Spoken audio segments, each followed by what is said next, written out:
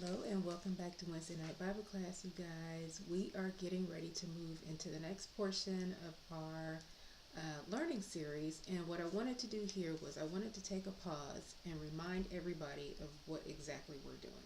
So we are going from the Old Testament into the New Testament, and we are using lectures from scholars and research from scholars to give us background context into the stories of the Old Testament so that we're not just reading the Bible, but we have some kind of context as we go through and read the Bible. So we're going to go from the Old Testament to the New Testament. Then once we do that, once we get all of this good context, then we're going to get into the more practical stuff, like the everyday life stuff. How do I handle this? How do I handle that? But I thought it was a good idea first to go from the old to the new, to learn the story, to trace the history of how we got from here to here, and to have context for that. And so that's what we've been doing here. So before we go on, the next thing we're going to cover is the Assyrian incursion into Israel. I got ahead of myself a little bit. We actually have one class before we get into the Assyrian incursion, and that is an introduction into the lives of the rich and the poor. So we're going to look at the different class systems that began to form in ancient Israel, and then we're going to get into the Assyrian incursion in Judah, and that's going to lead us into exile and all that good stuff. But before we do that, I wanted to do a recap of where we've come from to where we are now before we get into the Assyrian incursion. So let's do that. We've been watching lectures by Dr. Cynthia Chapman, and in her first lecture, we talked about how the Bible is a source of information. Of course, for Christians, the Bible is the source of information. But we also talked about how there are other sources that confirm what the Bible speaks of. We have looked at steles. Remember the Egyptian victory stele? We have looked at obelisks. We have looked at writings that are in shards of pottery. So we've looked at many sources that detail the history of the Israelites from ancient Israel throughout time. The first lesson was pretty much just an overview of how the course was going to go. We talked about how the ancient Israelites told stories of their history. They kept records of their history verbally.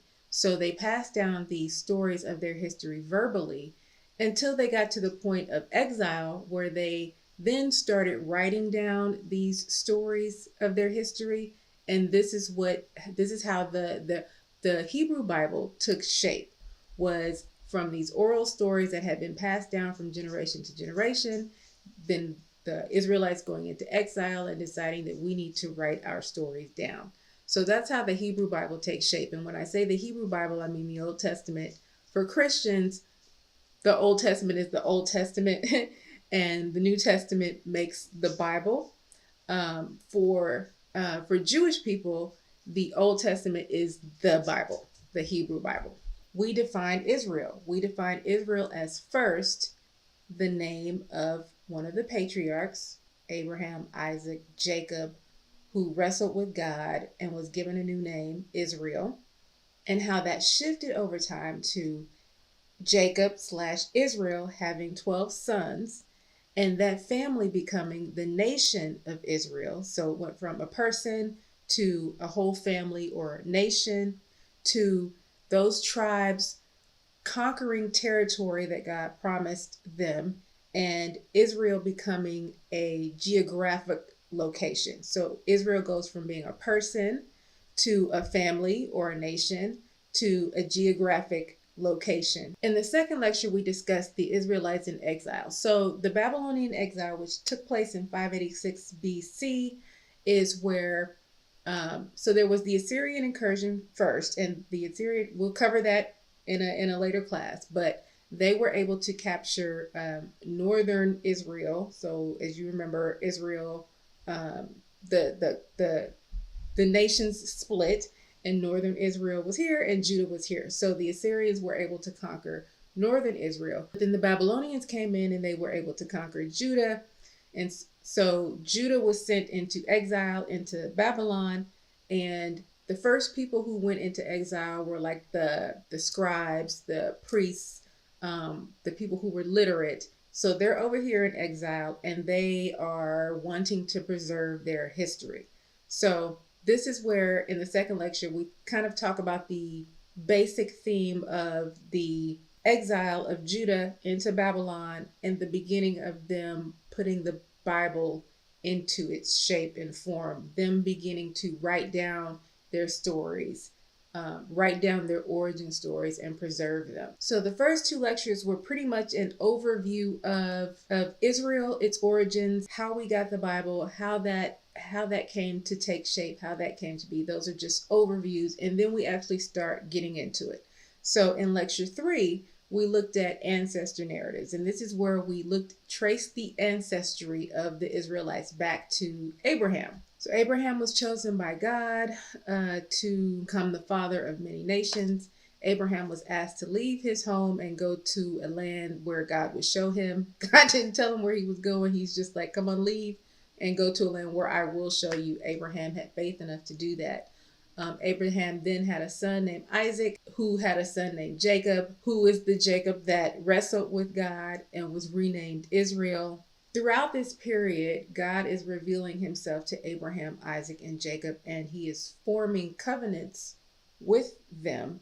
And the covenants being that he shall be their God and they shall be his chosen people. They're going to have many, many, many, many children.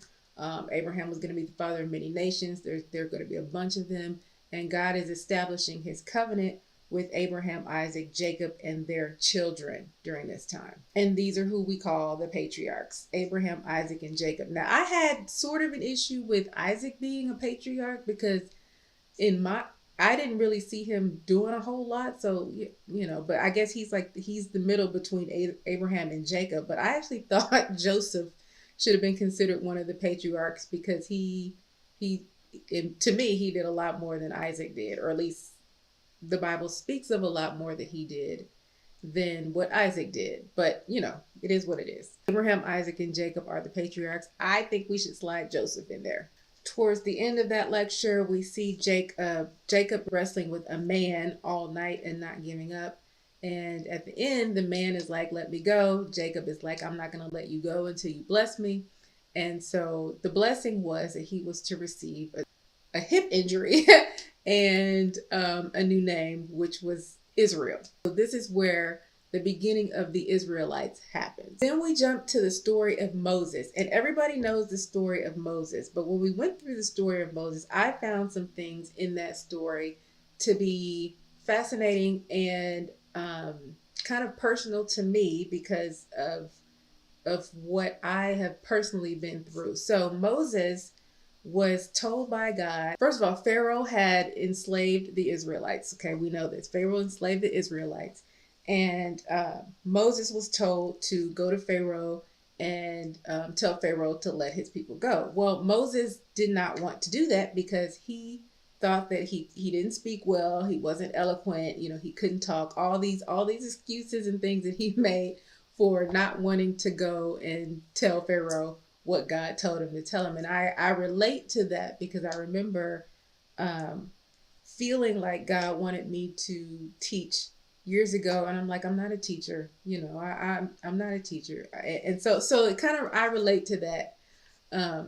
But as we go through Exodus, God allows Aaron to go with Moses and speak for him. So God is going to speak to Moses, and then Moses speaks to Aaron, and then Aaron speaks to Pharaoh. But as we see when we go through Exodus, that's how it starts. But towards the end of, the whole back and forth, let my people go, okay, no, I changed my mind. By the end of that, Moses is the one doing the speaking. And I love that. I love that. He started out like this timid, I can't do this, I need somebody to speak for me. And so God works with him. And then by the end, he's doing all the speaking. So I found that to be amazing. I love that. Of course, there were the 10 plagues. After the 10th plague, Pharaoh lets the children of Israel go. They go. They go out into, they go towards the promised land. They're out there in the wilderness. The children of Israel complain. Let me back up a little bit because I want to go back to Joseph and why the Israelites were enslaved in the first place. So, of course, we know the story of Joseph being sold into, Joseph being thrown into the well by his brothers, and he ends up in jail. He ends up interpreting Pharaoh's dreams, and Pharaoh makes him like the second in command over all of Egypt, right? So then there was a famine, and Joseph's whole family comes down to Egypt because that's what they have to do. They realize this is Joseph. Everybody reconciles and everybody's all together. So so they're the Israelites now because Jacob has become Israel and his son is Joseph. So the Israelites are like blowing up, like they're having kids left and right. They're like multiplying all over the place. And there came a time where the new Pharaoh, Joseph passed, the new Pharaoh didn't know Joseph or his family. And so the new Pharaoh was like, it's too many of y'all. It's too many of y'all. So if I let this get out of control, then you guys are going to take over. So this is when the new Pharaoh enslaves the Israelites. Okay. And so that was the history of why they were enslaved. Okay. So now let's go back to Moses and the children have escaped from slavery, and now they are going to the promised land. After that, Moses and the people build the tabernacle. This is the place for God's presence because he wants to dwell with his people, but he can't just dwell with people because of sin. So he has to have a special place. And so the next thing that they do is they build the tabernacle and they place the 10 commandments inside of the Ark of the Covenant. And this is where God dwells with the people. This tabernacle that they built is able to be built up and taken down when they need to move. So that's what they do. I can't get into everything because I don't want this video to be super long, but I'm just trying to cover the highlights. So Moses is also like the origin story of the priests. Moses and Aaron are sons of Levi, and God has determined that the Levites will be the priests. So Aaron and his sons are the priests, and then Moses and his children are Levites. So this is the beginning of the priesthood. No one other than Levites should be priests. Keep that in mind. Okay, then we didn't really get into Leviticus and Deuteronomy, but if you go into Leviticus, Deuteronomy, so Leviticus, a bunch of laws, Deuteronomy, a bunch of laws. Also in Deuteronomy, the theme of Deuteronomy is if you follow the Lord and his commands, all of this good stuff will happen to you. If you don't follow the Lord and his commands, all of this bad stuff will fall on you. So keep that in mind as well. And I said that wrong. Leviticus, Numbers, and then Deuteronomy. So then we move over into Joshua and Judges, and we see the Israelites becoming a nation. And what that means is they are moving into the promised land, conquering peoples and territories, and establishing national boundaries for Israel. We see this in Joshua and Judges.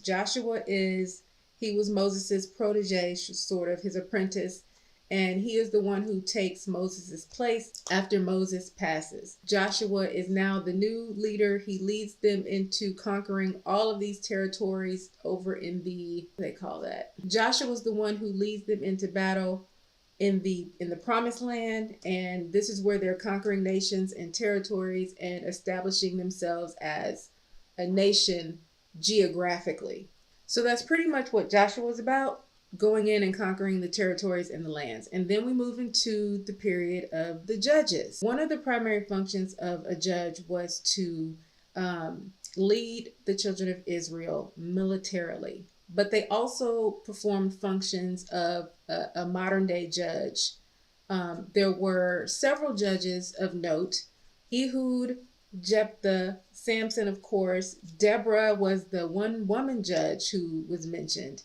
One of the things that would happen with the judges is when they came into their authority or their power, the Spirit of the Lord would rush upon them, and then they would be able to go out into battle and fight these battles for the Israelites. Now, that didn't happen I don't know if it happened to Deborah or not, but the Bible does not speak of that happening to Deborah. when it mentions Deborah, she is already judging. So we don't see that spirit rush upon her. She is already in that, she's already judging. And so the judges are like the leaders of the Israelites. Now we also see mentioned two other kinds of leadership in the book of Judges that are emerging. Of course, there are kings, but Israel doesn't have a king at this point. There are kings of other nations, but Israel doesn't have a king. We see the emergence of a group called the elders. The elders were heads of families. So there's a bunch of Israelites at this point. And so how do you get organized? How do we're meeting, how do we get organized? Families had elders who would represent them in these sorts of meetings and things like that. The elders were leaders over their family tribes. They would also execute judgments and solve problems for different members of the tribe. They didn't take authority from the judges, but they were kind of like a more local level authority. Towards the end of Judges, we start to see Israel beginning to desire having a king. God did not want them to have a king, but Israel began to desire having a king. We skip Ruth.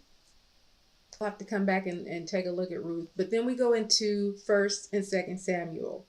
So God didn't want Israel to have a king. He wanted to be their king, and but the children of Israel are looking around at all these other nations surrounding them. They have kings, so they started to want a king. So God decides to give them a king. First, let me back up a little bit. The story of Samuel, and everybody knows the story of Hannah, who was barren and wanted a son and would dedicate her son to the Lord. She ended up getting pregnant.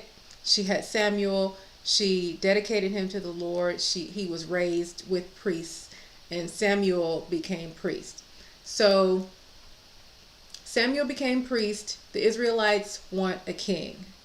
Samuel is hurt by this because he knows that God wants to be their king. God is like, don't be, this isn't about you. Don't be hurt by this. They're rejecting me, not you.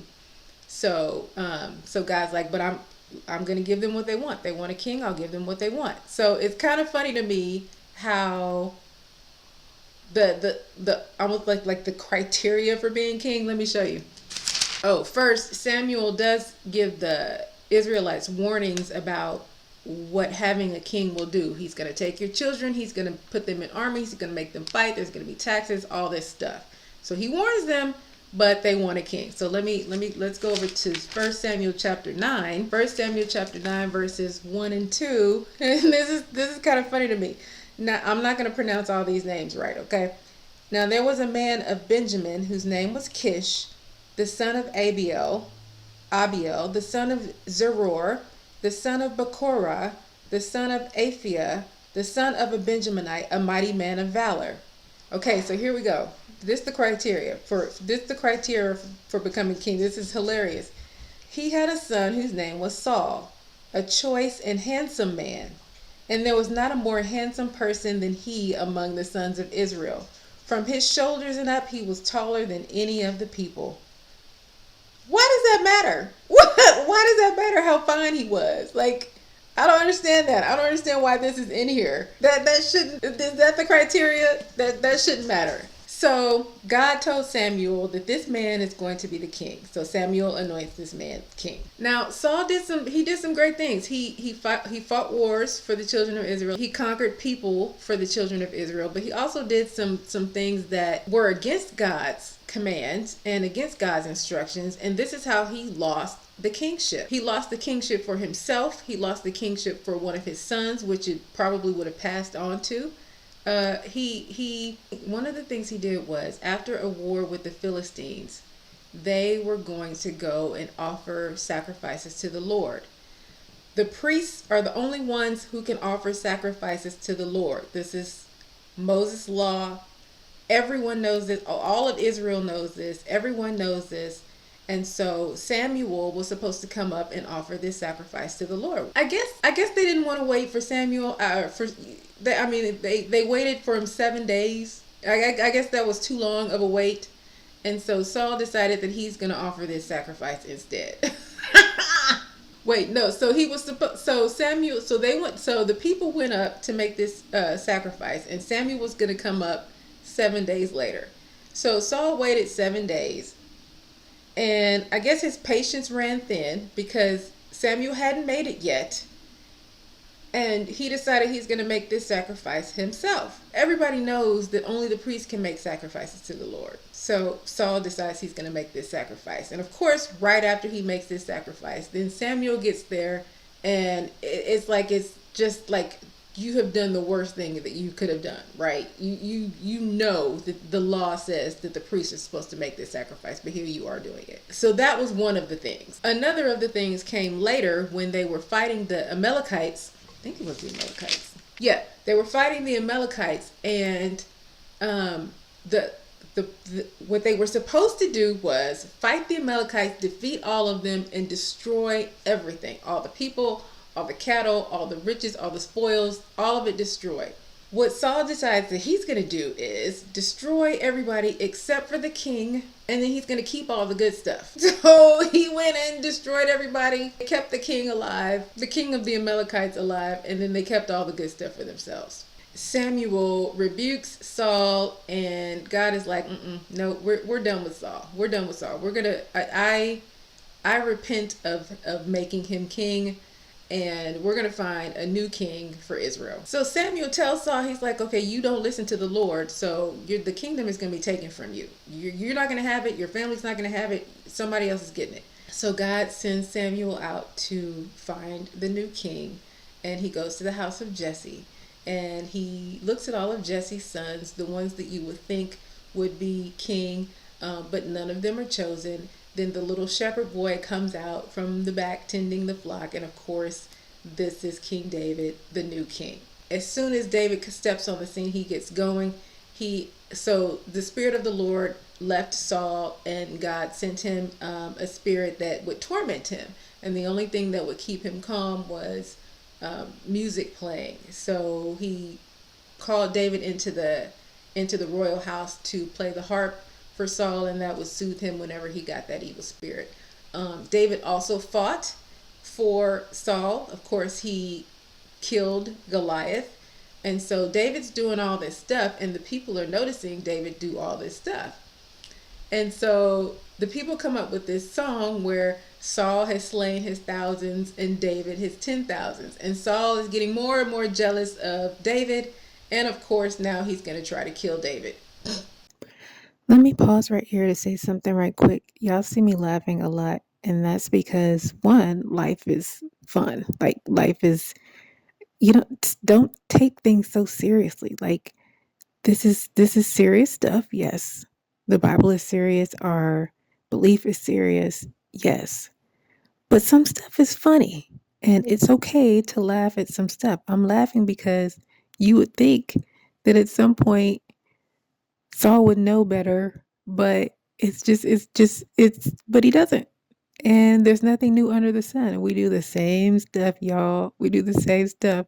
And so it's funny to me. The Bible is funny. He's trying to kill David, and at the same time, Saul has a son named Jonathan, who I just did a video on this. To me, Jonathan and David are best friends, and to me, this is like one of the greatest love stories in the Bible, if not the greatest love story in the Bible, between these two men who are friends, who are best friends.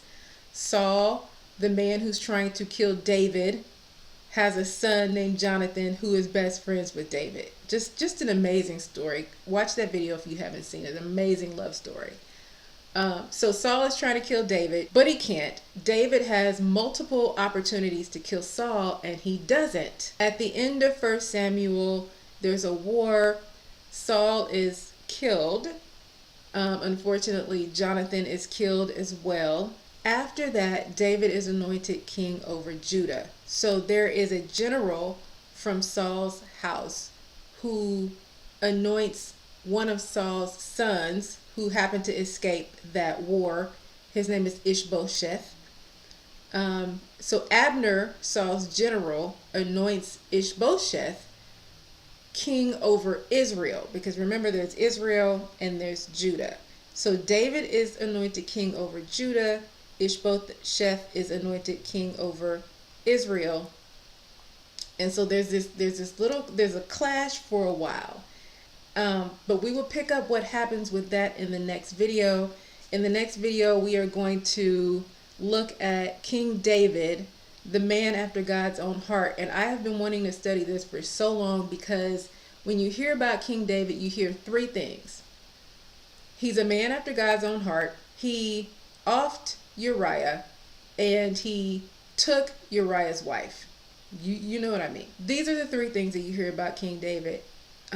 More people talk about the latter two, the offing of Uriah and the taking of Uriah's wife. I don't really hear many people focus on how and why King David was a man after God's own heart. And I want to focus on that. So before we get into the next lecture with Dr. Chapman is going to be the Assyrian incursion into Israel, not Judah, Israel.